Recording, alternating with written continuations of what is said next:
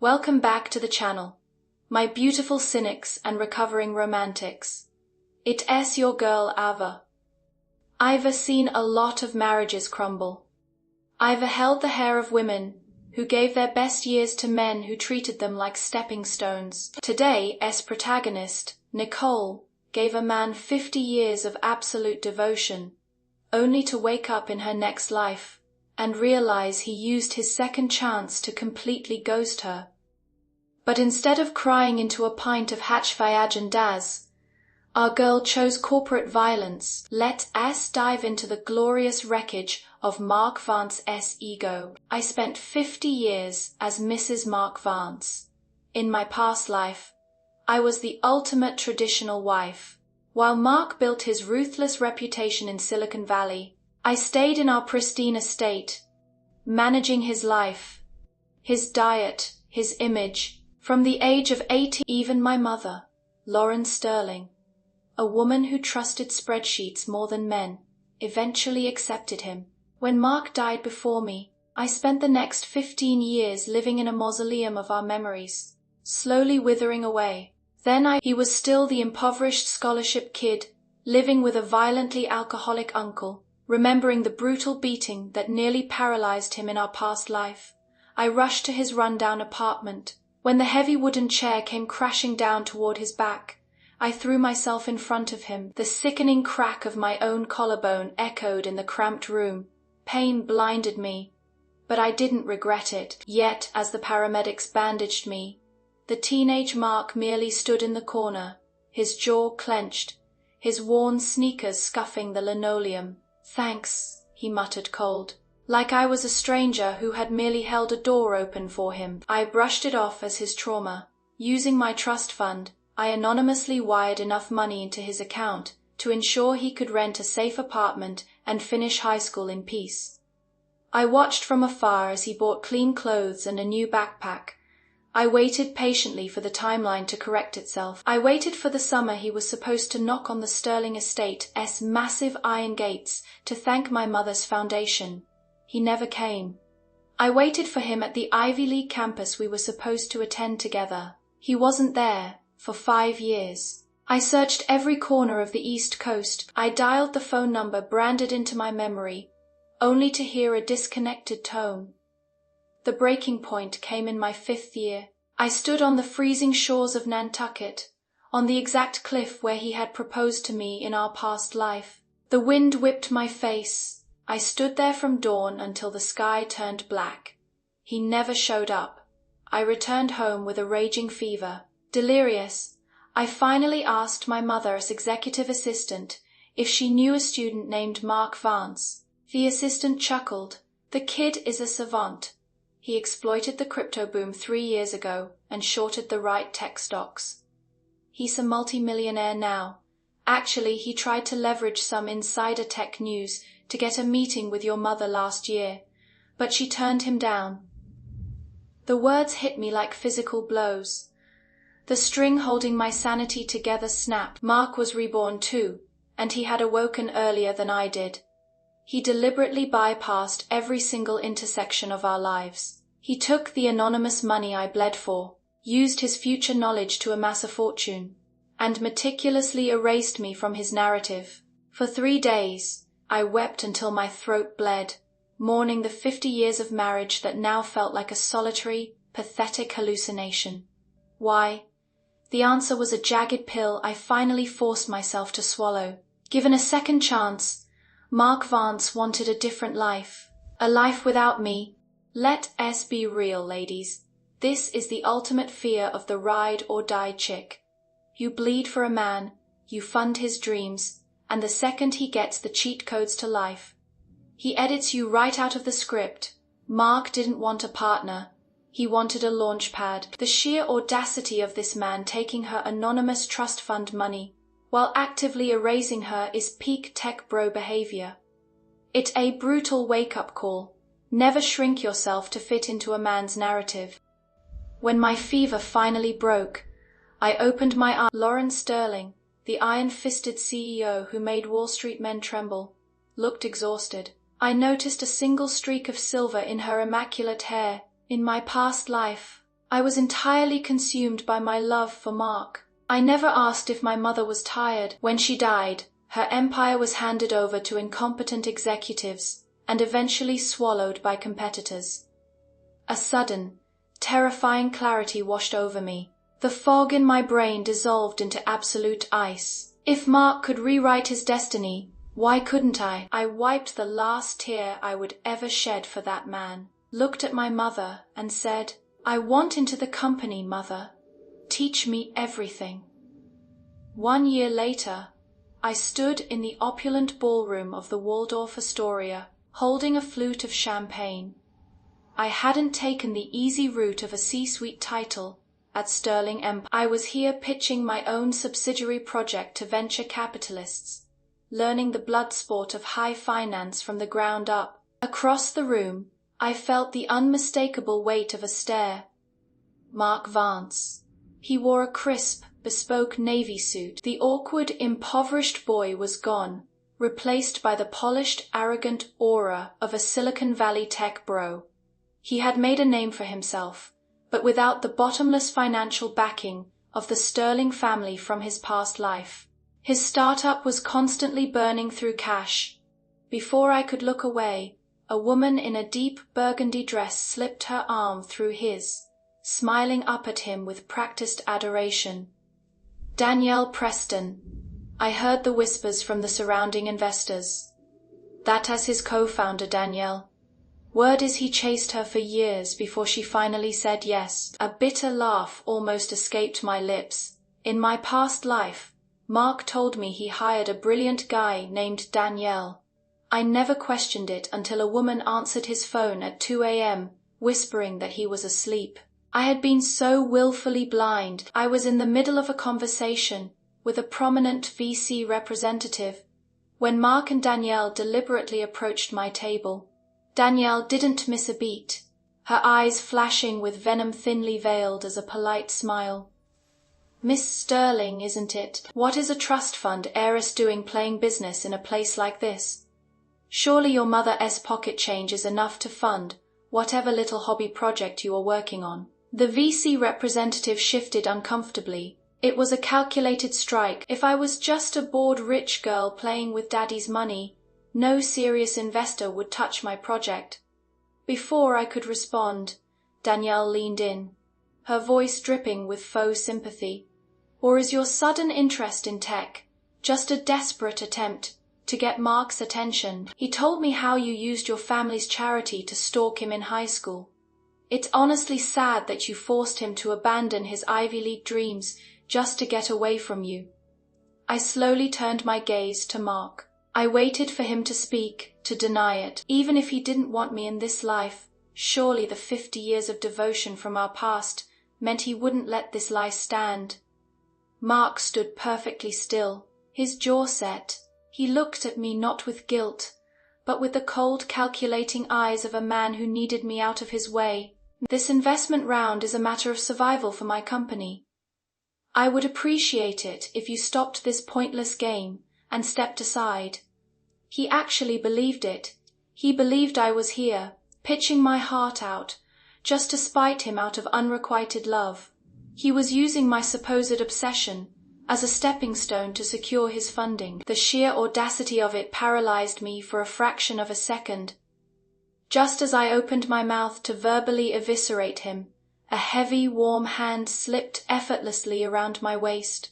The scent of cedar and expensive scotch washed over me. "That is fascinating," a deep, lazy voice drawled from Tristan Thorne, the second son of the Thorne dynasty, my newly minted business ally, and on paper, my fiancé. He wore his Tom Ford suit, with the top 2 buttons undone, radiating the kind of dangerous, effortless wealth that made Mark's bespoke suit suddenly look like a cheap rental. Tristan pulled me flush against his side, his sharp, predatory eyes locking onto Mark.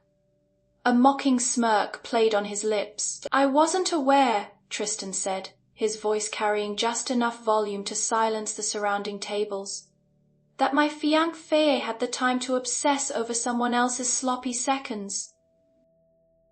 God, I love Tristan. Someone frame this quote and hang it in the Louvre. Mark genuinely thought he was the prize, parading his little work wife around, trying to humiliate Nicole. But Tristan stepped in and understood the assignment perfectly. He didn't just defend her, he verbally reduced Mark to the clearance aisle. It's a beautiful reminder that while a toxic ex will try to convince you that you re-obsessed, a real man will remind the room that you re-out of their league. Mark's composure cracked, the color drained from his face, his eyes darting from Tristan's hand on my waist to the icy, indifferent smile on my face. The silence that followed Tristan's words in the Waldorf Astoria ballroom was absolute. I watched the muscles in Mark's jaw feather. For the first time since my rebirth, I saw genuine uncertainty flicker in his eyes. He had meticulously calculated every variable in his new life, entirely convinced I would remain the pathetic, love-struck variable he could manipulate or discard at will. Seeing me flanked by a thorn, looking at him as if he were nothing more than a stain on the carpet, shattered his algorithm. I didn't linger to enjoy his shock. I simply turned my back on him, letting Tristan guide me away. The conversation was over. 3 days later, the real war began. I sat in the executive office of the Sterling Empire, the Manhattan skyline sprawling behind me like a conquered kingdom. My mother, Lauren, tossed a thick leather-bound portfolio onto my mahogany desk. "Apex Innovations," she said, her voice a dry rasp. "They want the lease and development rights to our East River Medical Park. It is a bold play for a startup." I didn't need to open the file to know who was behind it. Mark in my past life. Mark had spent 2 years agonizing over this exact project. He had begged my mother for the rights, and she had only given them to him because I had cried and pleaded on his behalf. I opened the folder. The margins of the proposal were annotated in Mark's sharp, slanted handwriting. My stomach gave a phantom lurch. For 50 years, that exact handwriting had graced grocery lists, birthday cards, and post-it notes left on my bathroom mirror. Now, it was just ink on a desperate plea for my family's assets. "I'll handle the negotiation," I told my mother, closing the file. Lauren raised a perfectly arched brow, a silent assessment of my composure. Finding no weakness, she nodded. "Don't give away the house, Nicole." "I don't plan on giving them the driveway," I replied. At 2 p.m., I walked into the glass-walled boardroom. I took the seat at the absolute head of the long table. When the double doors opened, Mark and Danielle walked in. Mark froze for a fraction of a second when he saw me sitting in the chairman's seat, rather than my mother. Danielle, wearing a stiff blazer, masked her surprise with a condescending smirk. "Nicole," Mark started, his tone attempting to strike a balance between professional and patronizing. "I wasn't expecting you. Is Lauren not joining us?" "You are dealing with me, Mr. Vance," I said, not bothering to offer them a seat. "You have 5 minutes. Impress me." Danielle bristled, pulling out her chair with a sharp scrape against the floor. "Miss Sterling, this is a highly complex infrastructure. 5 minutes hardly covers the executive summary. If you can't articulate your value proposition in 5 minutes, Miss Preston, then you don't understand your own business." I cut her off, my voice dropping to a glacial calm. "Start the clock."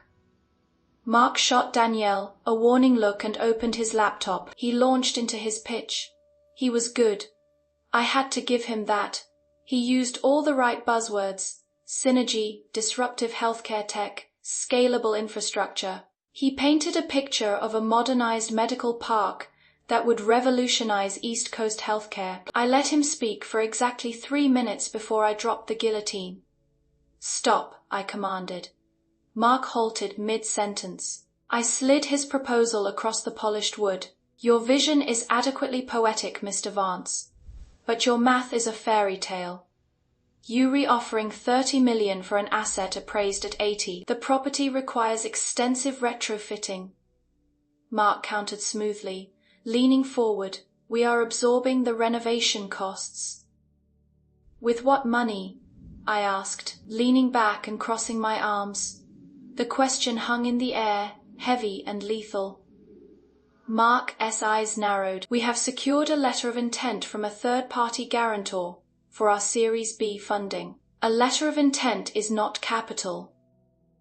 It is a polite suggestion," I countered effortlessly, watching the color begin to drain from Danielle's face. "Your guarantor's commitment expires in 6 months. The retrofitting alone will take 18. The moment you hit a construction delay, your funding evaporates, leaving the Sterling Empire with a half-gutted property and a defaulted tenant." I didn't need to explain the legal mechanics. The brutal reality of the numbers was enough. Danielle slammed her hands on the table, her carefully constructed professional facade cracking. "You are just being vindictive. You are rejecting a mutually beneficial deal because of your petty personal grudge against Mark." I didn't look at her. I kept my eyes locked on Mark, watching the vein in his temple throb. He knew I had him dead to rights. He knew his financials were a house of cards. "I don't run a charity, and I certainly don't run a daycare for underfunded tech bros," I said, my voice echoing in the silent room. "Your proposal is denied. Come back when you aren't trying to buy sterling assets with monopoly money. You know the way out." Mark stared at me. The mask of the arrogant Silicon Valley prodigy slipped, revealing the panicked, cornered boy beneath. He finally realized that the Nicole Sterling, who would have thrown herself in front of a chair for him, was dead. In her place was a wall of capital he could not scale. Without a word, he snapped his laptop shut and walked out. Danielle scrambled to follow, her heels clicking furiously against the marble. An hour later, I was back in my office when the door swung open without a knock. Tristan Thorne strolled in, looking entirely too comfortable, as he threw himself onto one of my leather guest sofas. He spun his phone in his hand, a dark, predatory gleam in his eyes. "Your little boardroom massacre made some waves," Tristan drawled, pulling up a video and tossing the phone onto my desk. I glanced at the screen. It was Danielle, broadcasting live on TikTok and X. Her eyes were red, her makeup perfectly smudged to look distressed but beautiful. "We just want to build something that helps people," Danielle was saying to the camera, her voice trembling with practiced emotion. "But today, we were reminded that the old money elites don't care about innovation. They only care about keeping us in our place. A certain heiress just killed our project out of pure, spiteful jealousy. She is rallying the internet peasants," Tristan noted, amused. "Playing the ultimate victim card. The comments are already calling for a boycott of Sterling Empire." I pushed the phone away, unfazed. "Let her cry. PR doesn't print money. They are still broke." Tristan stopped smiling. He leaned forward, resting his elbows on his knees, the playboy persona vanishing in an instant. "That is the problem, Nicole. They aren't broke anymore." I frowned. "What are you talking about?" I saw their ledgers. They were bleeding cash. "They were," Tristan corrected, his voice dropping to a low, dangerous register. "Until an hour ago, Apex Innovations just received a $50 million cash injection, fully cleared, no contingencies." My blood ran cold. Who would throw $50 million at a sinking ship? Richard Croft. The name hit the room like a bomb. My breath caught in my throat. A man who had sworn to dismantle the Sterling Empire piece by piece after Lauren had outmaneuvered him decades ago. I looked up at Tristan, my mind racing through the implications, the pieces of the puzzle snapping together with terrifying clarity. "Croft isn't investing in Mark's tech," Tristan said softly, voicing the exact horror dawning in my mind. "He is buying a weapon, and he is going to use Mark to burn your family to the ground." The name Richard Croft echoed in my mind like a death knell. In my past life, I had been blissfully ignorant of my family's corporate enemies. I spent my days picking out floral arrangements and waiting for Mark to come home. Now, staring at Tristan across my desk, the sheer scale of the threat paralyzed me for exactly 3 seconds.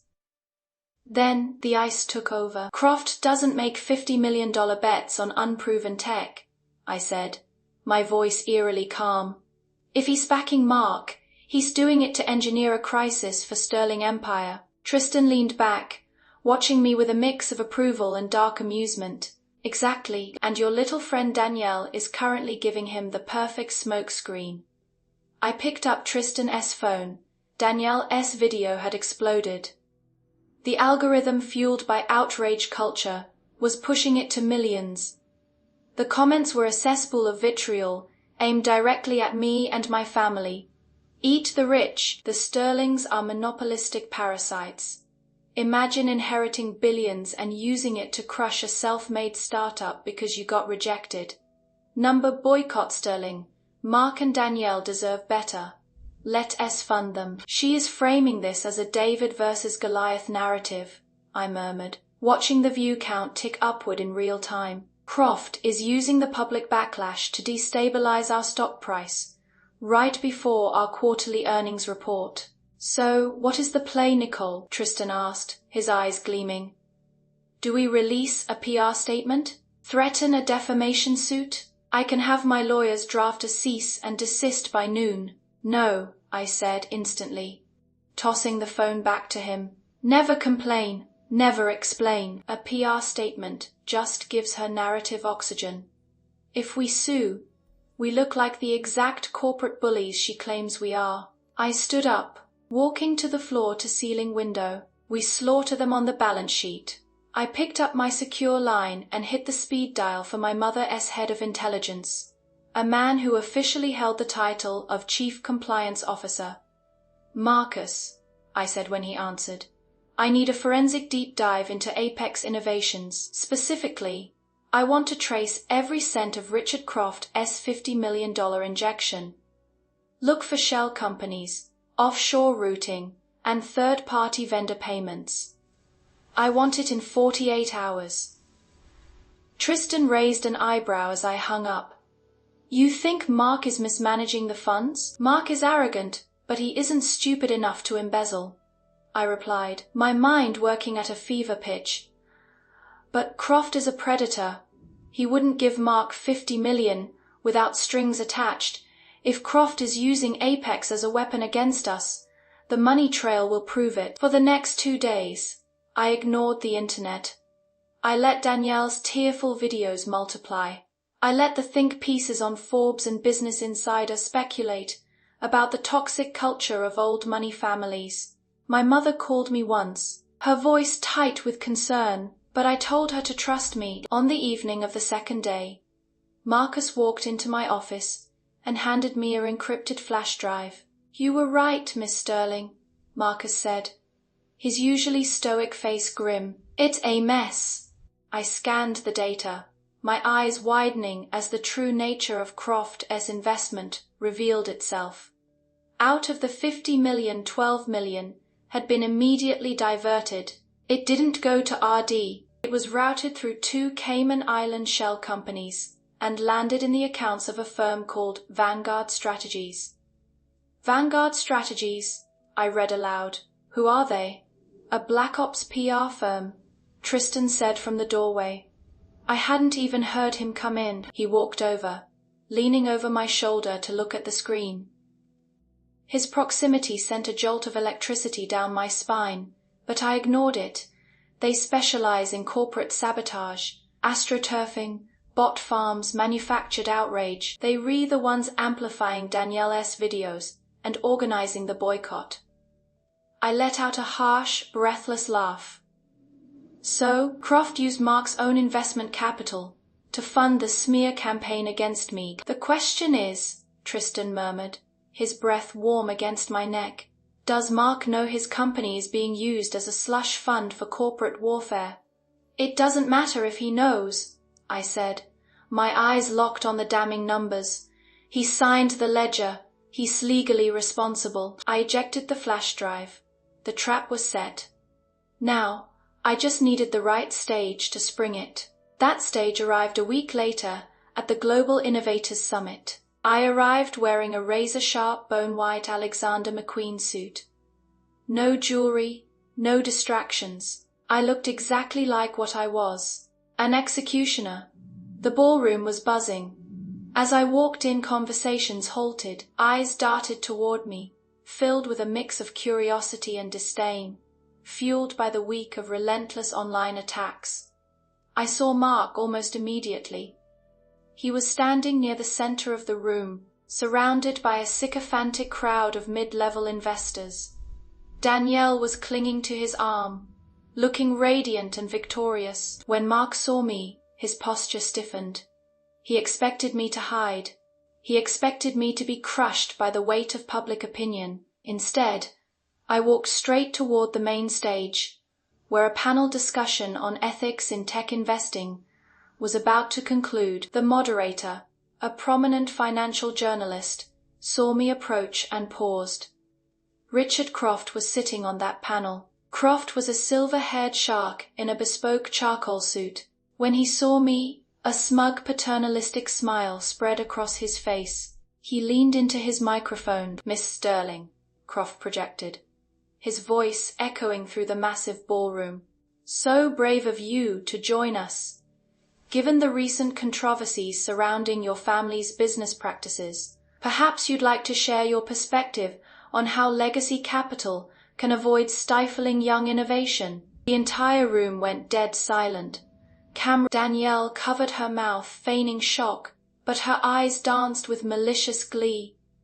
Mark watched me, his expression unreadable, but I saw the slight tension in his shoulders. They thought they had me cornered. They thought I was going to stumble through a PR-approved apology. I didn't take the microphone offered by an aide. I simply walked up the steps to the stage, my heels clicking like a metronome, counting down to a detonation. I stopped a few feet from Croft, looking down at him.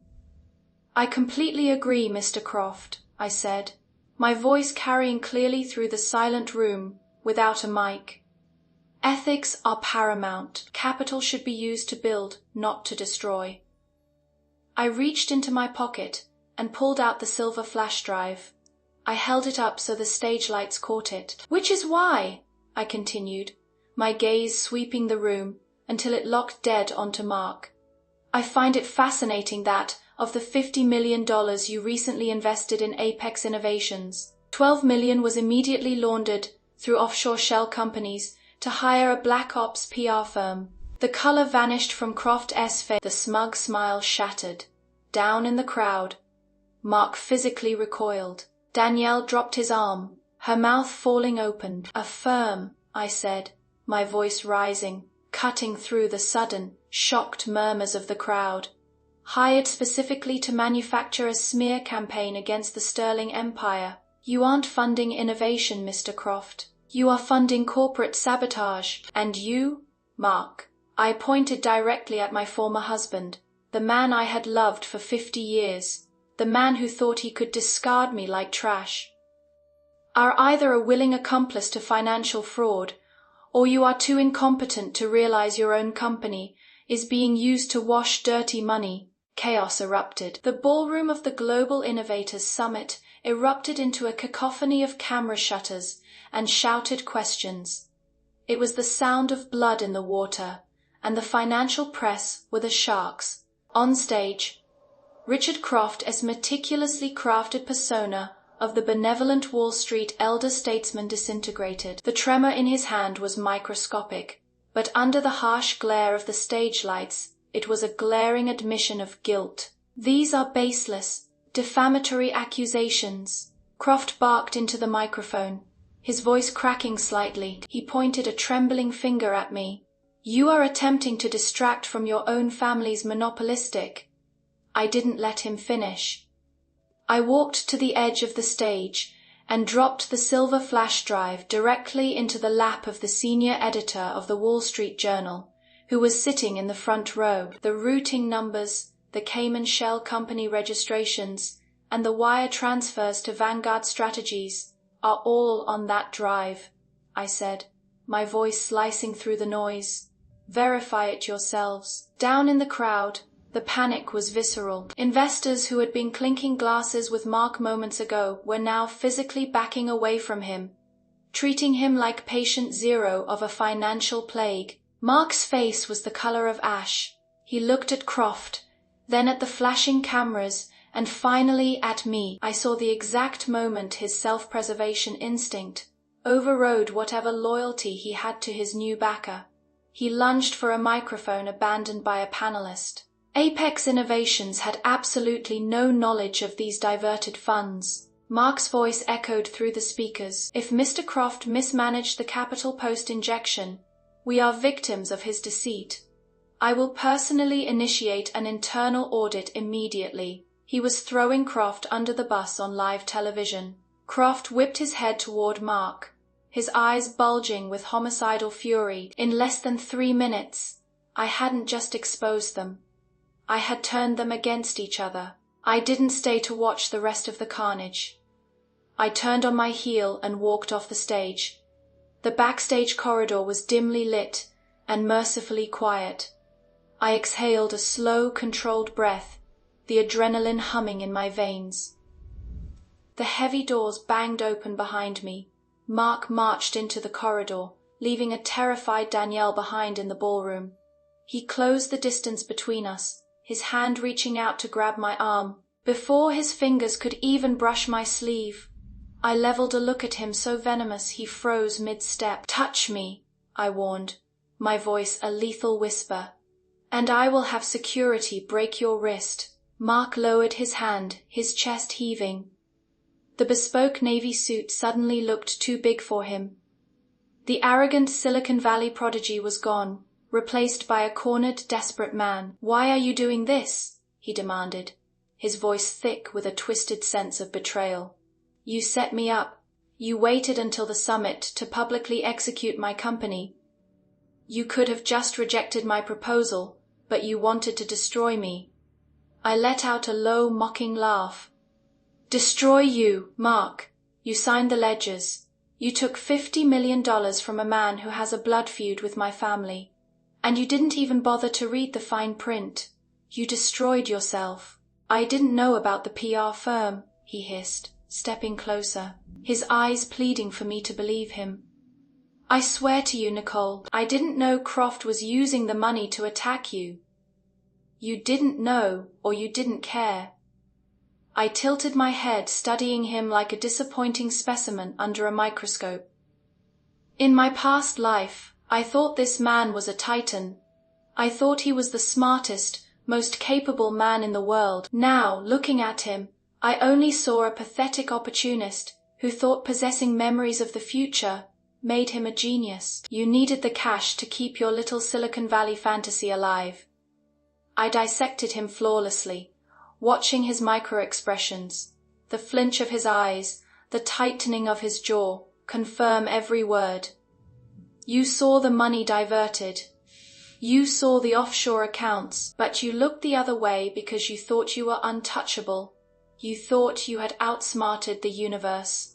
I stepped into his personal space, dropping my voice so only he could hear the subtext. "You thought you could rewrite the script and leave me in the dust, but you forgot one crucial detail, Mark. You only ever succeeded in the past because my family's capital was shielding you from the real monsters." Mark's breath hitched. His eyes widened in absolute horror as the realization hit him. She knows. He finally understood that I wasn't just a scorned heiress. I was awake, just like him, and I was playing a game he couldn't even comprehend. "You," he stammered, the color completely draining from his lips. "Run along, Vance." A smooth, mocking voice echoed down the hall. Tristan stepped out of the shadows, casually adjusting the cuffs of his suit. He walked up and placed a proprietary, protective hand on the small of my back. He didn't even look at Mark. He looked through him. "The SEC is going to be crawling all over your servers by morning," Tristan said lazily. "I'd suggest spending less time harassing my fiancé and more time finding a defense attorney who accepts apologies instead of retainers." Mark opened his mouth, but nothing came out. He looked between Tristan and me, the sheer magnitude of his defeat crushing the last of his pride. He turned and practically fled down the corridor. Tristan guided me out through the private VIP exit.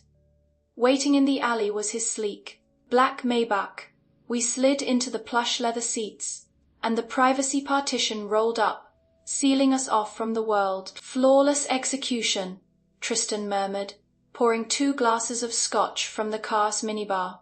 He handed me one. "Croft's firm will face a federal probe by dawn. Mark's startup is effectively dead in the water. Cheers." I clinked my glass against his, but I didn't drink. The knot in my stomach hadn't uncoiled. It was too easy. Croft is a veteran predator. He wouldn't put all his chips on a tech bro without a dead man switch. Tristan's smirk faded. He set his glass down and pulled a slim, encrypted tablet from the seat pocket. "You are right," Tristan said, the playboy facade vanishing entirely. "My people intercepted a communication from Croft's private server 10 minutes after you dropped the flash drive. He's bypassing the media. He's going straight to the federal regulators." I frowned. "With what?" "I just exposed him for money laundering. He doesn't care if he goes down, Nicole. He just wants to take the sterling empire with him." Tristan tapped the screen, bringing up a scanned yellow document. 20 years ago, when your mother acquired the land for the East River Medical Park, she didn't just outbid Croft. According to this, a local zoning official was paid $3 million through an untraceable trust to rezone the land exclusively for your family. My blood turned to ice. "Bribery. Croft has the original trust documents," Tristan continued, his voice grim. "And he has the official signed confession. He's been sitting on this for 2 decades, waiting for the perfect moment to strike. The IPO," I breathed, the realization hitting me like a freight train. The sterling empire was scheduled to go public next week. It was my mother's legacy project, a multi-billion-dollar offering that would secure our family's dominance for the next century. "Exactly," Tristan said, his dark eyes locking onto mine. "If Croft drops 20-year-old evidence of systemic bribery onto the sex desk on the day of your roadshow, the IPO will be frozen indefinitely. The stock will plummet. Your mother could face federal perjury charges. Mark was just a distraction, a pawn. This was Croft's real endgame." I stared at the yellowed document on the screen. The entire empire I was trying to protect was built on a fault line, and the detonator was in the hands of a madman. "When is the Wall Street Roadshow?" Tristan asked softly. "Next Wednesday," I said. I looked out the tinted window of the Maybach as the glittering skyline of Manhattan blurred past. I had just slit Mark's throat financially, but the real war hadn't even begun. 3 days, that was all the time I had to defuse a 20-year-old bomb. I sat in my office, the Manhattan skyline obscured by a torrential downpour. Spread across my desk were the fragmented pieces of my family's history. Tristan sat opposite me, his tie discarded, sleeves rolled up, looking less like a billionaire playboy and more like a wartime consigliere. "The bribery document is authentic," Tristan said, tossing a forensic report onto the desk. "The signature belongs to the zoning official, Arthur Vance, and the trust that paid him was funded by a subsidiary of the Sterling Empire." I stopped writing. "Arthur Vance, as in Mark's uncle," Tristan confirmed, his eyes dark. "The alcoholic who used to beat him. He was a low-level zoning clerk before he drank himself to death." The irony was sickening. The man I had saved Mark from in my past life was the same man who held the key to destroying my family in this one. "Croft orchestrated it," I said, the pieces snapping together. 20 years ago, he knew my mother was aggressive. He used Arthur Vance as bait, set up the bribe through a shell company, and kept the receipts. He engineered a fatal flaw in our foundation, waiting for the day we filed for an IPO. It's a perfect kill shot. If Croft leaks this during the roadshow, the SEC halts the IPO, the institutional investors pull out, Sterling Empire's valuation tanks by 40% in an hour. "We can't let him leak it," I said, my voice hardening into steel. Tristan raised an eyebrow. "You want to buy him off? Croft hates your mother more than he loves money. He won't take a payout." "I don't want to buy him off. I want to amputate him," I stood up, walking over to the digital whiteboard. If you know a bomb is going to detonate, you don't wait for the enemy to press the button, you detonate it yourself, in a controlled environment. Tristan sat up slowly, a predatory smile spreading across his face as he realized what I was suggesting. You are going to self-report. I am going to do more than that, I said, picking up a marker. I am going to turn Wednesday morning, the Pierre Hotel, Grand Ballroom. This was the apex of Wall Street theater, the Sterling Empire IPO roadshow. Over 400 institutional investors, hedge fund managers, and banking executives sat in the velvet chairs, representing trillions of dollars in capital. My mother, Lauren, sat in the front row. She looked regal, untouchable, but I noticed the slight tension in her jaw. I had briefed her last night. She knew the risk we were taking. I stood behind the podium, wearing a tailored, midnight blue Tom Ford suit. The room fell silent as I adjusted the microphone. Ladies and gentlemen, welcome, I began, my voice steady, projecting absolute authority. Today we are here to discuss the future of the Sterling Empire. But before we look forward, I must address the past. A ripple of confusion went through the crowd. This was not the standard script. Roadshows were supposed to be sanitized parades of projected profits and synergy. The massive screen behind me didn't show a bar graph of our Q3 earnings. It showed the yellowed 20-year-old bribery document. Gasps erupted from the front rows as the bankers recognized the legal jargon. 20 years ago, I said, my voice cutting through the rising murmur, a zoning official named Arthur Vance was paid $3 million to rezone the East River Medical Park for our acquisition. The ballroom exploded into chaos. Men in Brioni suits were pulling out their phones, frantically texting their trading desks. My mother sat perfectly still, her eyes locked on me. Silence, I commanded. It wasn't a request.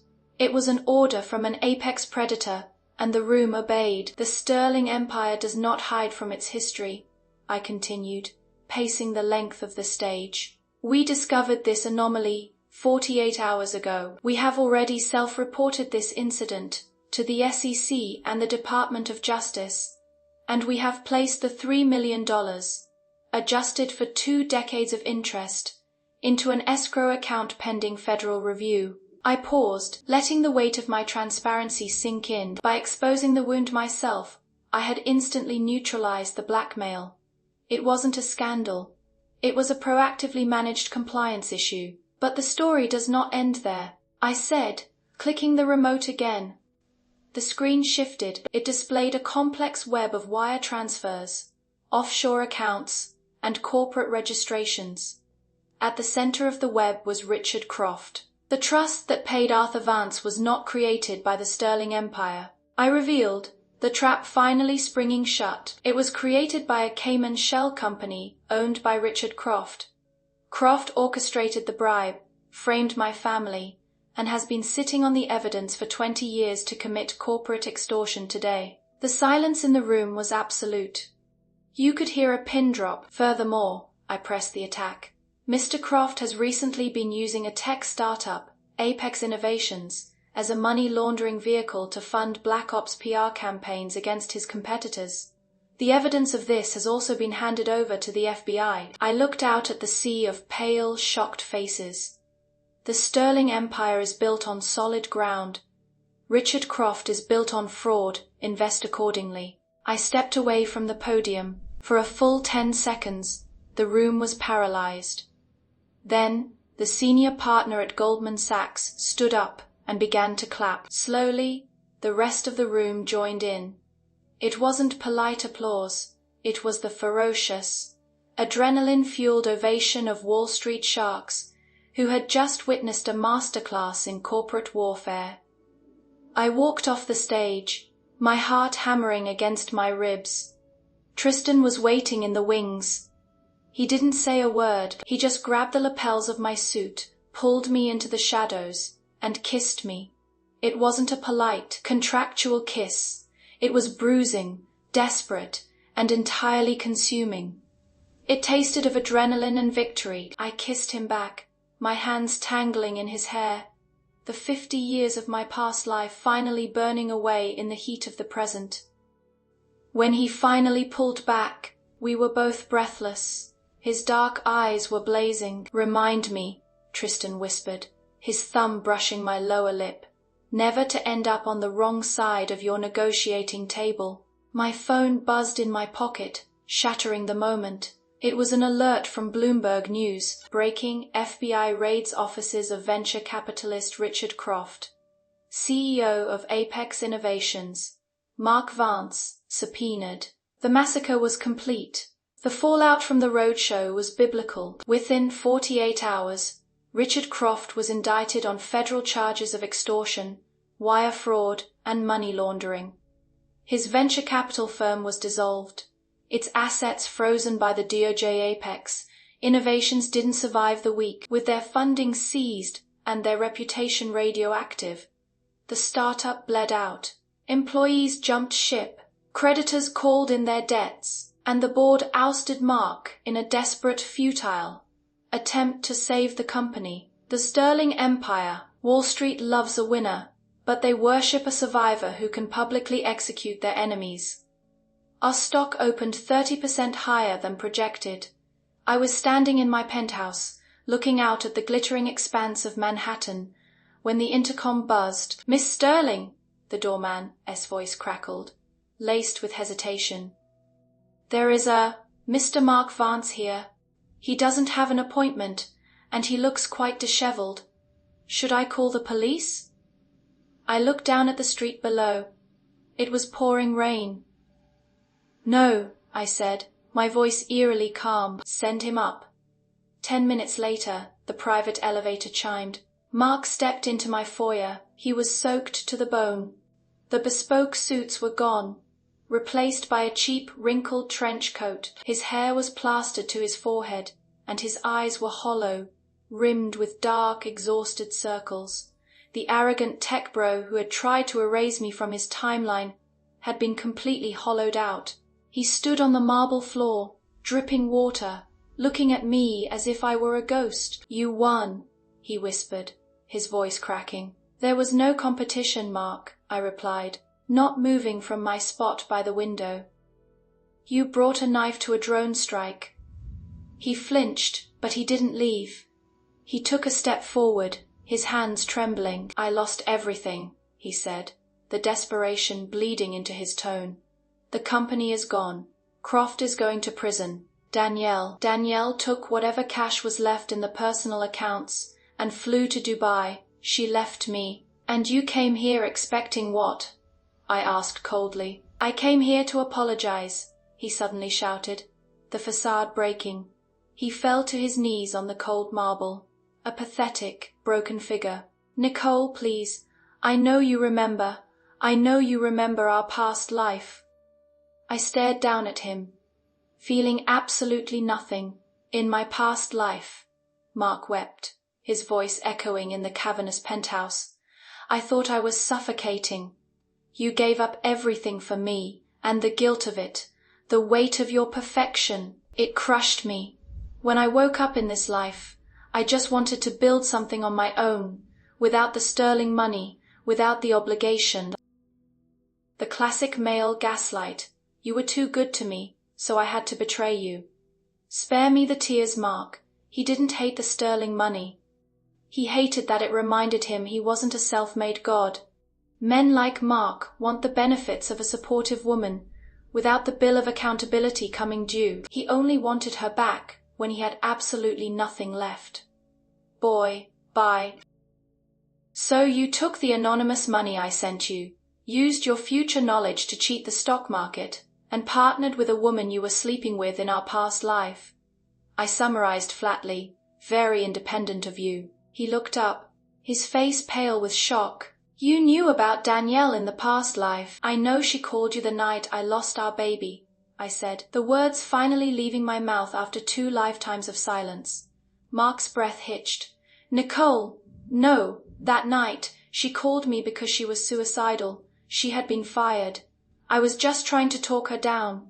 I didn't know you were bleeding out. If I had known, it doesn't matter if you knew. I cut him off, my voice dropping to a lethal whisper. You chose to be her savior instead of my husband, and in this life, you chose to be my enemy. You made your choices, Mark. Now die with them. I love you, he sobbed, crawling forward, trying to grab the hem of my dress. I realize it now. I was a fool. We had 50 years, Nicole. We can have them again, please. Just give me another chance. I stepped back, his wet fingers grasping at empty air. 50 years, I spent 5 years in this life searching for you. That 55 years of my soul, wasted on a man who only wants me when he has nothing else left. I walked over to the console table and pressed a button. Security, I said into the intercom. Mr. Vance is leaving. Escort him. Mark stared at me, the finality of my words finally breaking through his delusion. The woman who had loved him unconditionally was dead. In her place stood a titan who felt nothing but contempt for him. 2 massive security guards stepped out of the elevator. He just kept looking back at me as the elevator doors slid shut, sealing him away forever. I let out a long, slow breath. The penthouse was quiet again. Brutal, a voice murmured from the hallway. Tristan walked into the living room, holding 2 glasses of aged scotch. He had been listening from the study. He wore a simple black cashmere sweater, looking devastatingly handsome and entirely at ease. He handed me a glass. Are you okay? I took a sip, the burn of the alcohol grounding me. I am perfectly fine. It feels like excising a tumor. Tristan smiled, a genuine warm expression that didn't reach the tabloids. He set his glass down and pulled a folded piece of paper from his pocket. What is that? I asked. Our prenuptial agreement, Tristan said. The business alliance, the strategic merger. He held it up, and then, slowly, deliberately, he tore it in half. Then into quarters. He tossed the pieces into the unlit fireplace. I raised an eyebrow. I am cancelling the contract, Tristan said, stepping into my space, his dark eyes locking onto mine with an intensity that made my pulse spike. Because I don't want to be your business partner anymore, Nicole. He reached out, his fingers gently tracing the line of my jaw. I want to be the man who stands beside you when you conquer the world, he murmured, his voice a low, rough command. No contracts, no obligations, just us tearing Wall Street apart together. I looked up at him. The playboy mask was gone. This was the apex predator, offering me an empire built on equals, not sacrifices. I reached up, grabbing the collar of his cashmere sweater, and pulled him down to my level. Then you better keep up, Tristan, I whispered against his lips. He smiled, a dark, victorious promise. Before he kissed me, outside, the rain finally stopped. The Manhattan skyline glittered, a kingdom of glass and steel, waiting to be ruled. And for the first time in 2 lifetimes, I wasn't waiting for anyone. I had already arrived. Let's take a deep breath and unpack this, because I know some of you felt that in your chest. Ivy sat across from so many women in their late 20s and 30s who looked just like Nicole did in her first life. Exhausted, hollowed out, carrying the emotional and financial weight of a man's potential. We are taught that love is a rehabilitation center. We think if we just love them hard enough, fix their trauma, and shield them from the world, they'll eventually crown us their queens. But here is the dark, unfiltered truth from your favorite internet big sister. Marquez' betrayal wasn't just about money or another woman. It was about his fragile ego. He couldn't stand the fact that his success was built on Nicole's sacrifices. So, given a do-over, he tried to play the self-made genius. But without her protection, he was just a mediocre guy who brought a knife to a drone strike. What I absolutely adore about this story is that Nicole didn't waste her second life trying to win him back or prove her worth to him. She didn't write a sad poem she audited his ass. She realized her mother's empire was worth more than a boy's fleeting affection, and in doing so, she attracted Tristan, a man who didn't want a mother, a savior, or a cheerleader. He wanted an apex predator to rule the boardroom with. That's the difference between a boy who drains you and a man who matches your freak. You don't need a rebirth to start your second life. You just need to wake up, look at the mark in your life, and realize you are the table. Now, I want to hear from you down in the comments. Have you ever had a mark who drained your energy and then acted like he did it all himself? How did you finally cut the cord and boss up? Spill the tea, vent your frustrations, and let's celebrate the trash taking itself out. Don't forget to like, subscribe, and remember, never give away the driveway. Darlings, see you in the next video.